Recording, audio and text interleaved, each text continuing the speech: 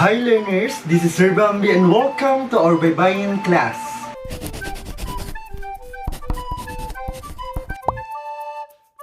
Sa video ito ay ating matutunan kung paano isulat ang mga karakter L, La, Le, Li, Lo, Lu at karakter M, Ma, Me, Mi, Mo, Mu ng Baybayin.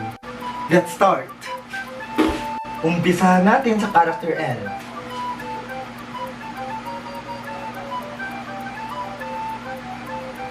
Ito po ang karakter L ng Baybayin. Uulitin ko po. 1, 2, pampatay, patinig.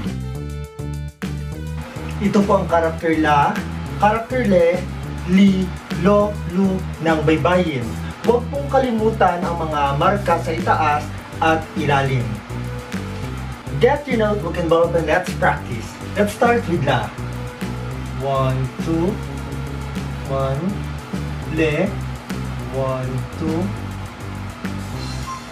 gitling sa itaas, Li, 1, 2, singsing sa itaas, Lo, 1, 2, singsing sa ibaba, Lu,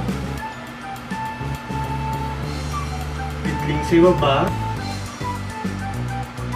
pampatay. Last, karakter La, 1, 2, Le, 1, 2,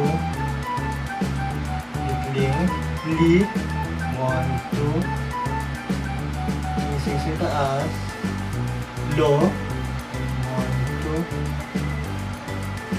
singsing sa ilalim at karakter Lu, gitling sa ilalim at karakter L.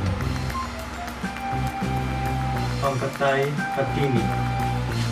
Let's proceed sa karakter M ng Baybayin.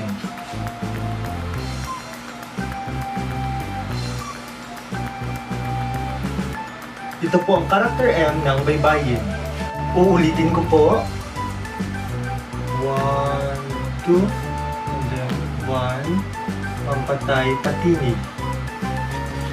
Ito ang karakter Ma, karakter Me, Mi, karakter Mo, Mu ng Baybayin. Huwag mong kalimutan ang marka sa itaas at ibaba. Let's practice. Karakter Ma. 1, 2, 1. Karakter Me. 1, 2, 1. Gitling. Karakter Mi. 1, 2, 1. Singsing sa itaas. Karakter Mo. 1, 2.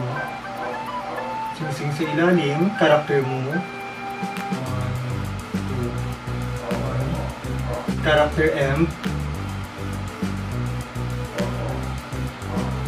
Pampatay, patinig. Last. 1, 2. Karakter Me. 1, 2. Gitling, karakter Mi.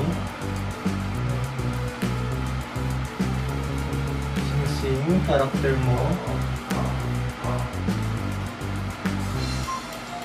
Singsing sa ilalim, karakter Mo.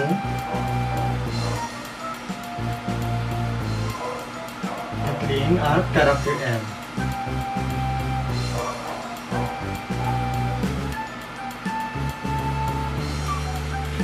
Isulat ang salitang labada gamit ang Baybayin.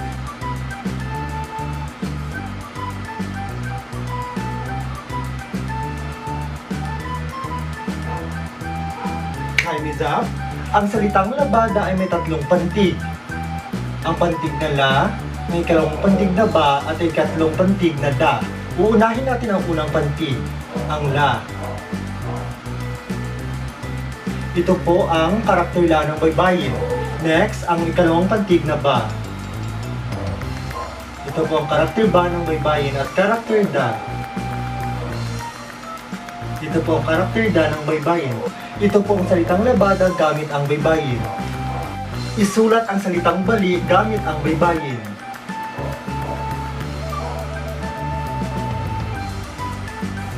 Time is up. Ang salitang bali ay may dalawang pantig. Unang pantig ay Ba at ikalawang pantig ay Li.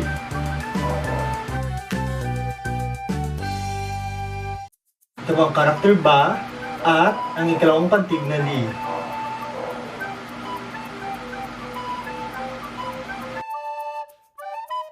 Isulat ang salitang maaga gamit ang baybayin.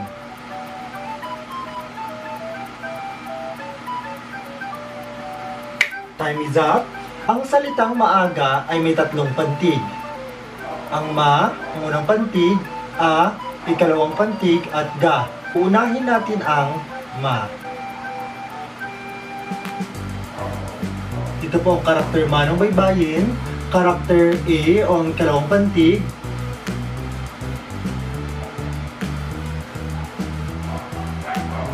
At ang ikatlong pantig na ga.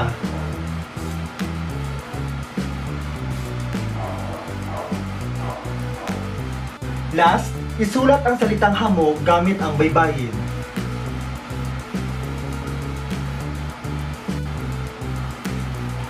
Time is up. Ang salitang hamog ay may dalawang pantig. Ang unang pantig ay ha at ang ikalawang pantig ay mog. Uunahin natin syempre ang ha. Ito po ang karakter ha ng baybayin. At ang ikalawang pantig na mog. Uunahin natin ang mog.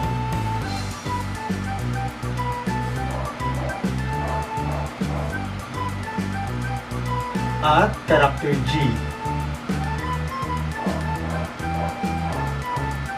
Pampatay patinig.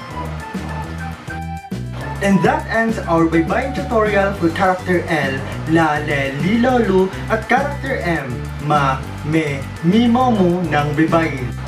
Don't forget to subscribe to join my class, like this video for your attendance, and click the notification bell para hindi ka malate sa class ko.